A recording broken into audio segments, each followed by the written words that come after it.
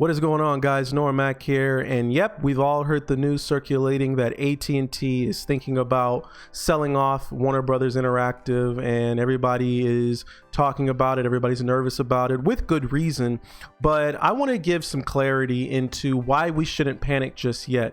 Now, if you look here, it says AT&T is discussing a sale of its Warner Brothers Interactive Entertainment gaming division in a deal that could fetch about $4 billion. Now, it says here that Take-Two Interactive, EA, and Activision Blizzard have all expressed interest in buying the gaming division. We'll get to that in just a second, but what I want to circle in on is right here. It says no deal is assured or imminent. Two of the people says, so I'm guessing that's two of the people who are the sources for this news. Now, that's what I want to make clear. This isn't set in stone. It's not like they closed the deal with these developers just yet. It's something that they're thinking about, because whenever you're in debt, you want to downside, you want to sell things that can earn you money to help pay off that debt. And it looks like this will help them pay that off for $4 billion. Now, I want to talk about these three companies right here: Take-Two, EA, and Activision. Now, a lot of people are saying that, you know, these developers really aren't good companies to sell to, and I'm inclined to agree with that. But out of all of these, I would say Take-Two is the better choice out of EA and Activision, because you got to think about EA. I mean, look how they treat their games. Look how they treated Battlefield 5. Look how they treated Anthem. Look how they treated BioWare. I mean, the reason I am nervous when it comes to these three developers is because I don't want these developers to have any sort of input into how Warner Brothers Interactive makes their games.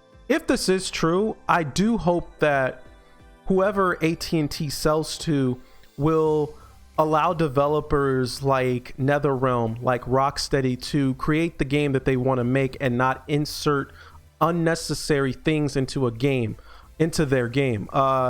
You know, I don't want there to be so many microtransactions when it comes to the next Batman game. I don't want so many microtransactions and loot boxes when it comes to these Mortal Kombat games.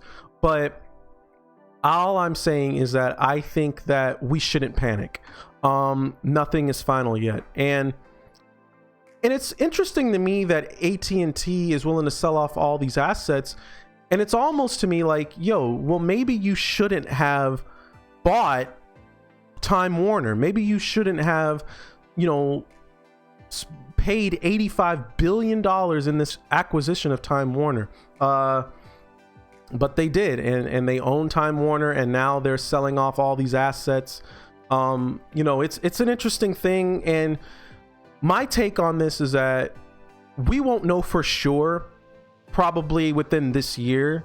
I'm pretty sure this deal, if they do make a decision to sell to one of these companies, it won't be until 2021. I think that they're just putting this out there as like one of the things that they're thinking about. I think they're putting this out there to let people know. I mean, it's a business move. It's a business at the end of the day. So they have to sell these assets to gain some money so that they can pay off that debt. It makes sense from a business perspective. It sucks from a gaming perspective because I just don't want them to have creative control over whatever NetherRealm and Rocksteady are going to give us in the next year or two. So that's my thoughts on it, guys. Let me know what you guys think in the comments. I just made this video because I don't want people to panic. It's not set in stone yet.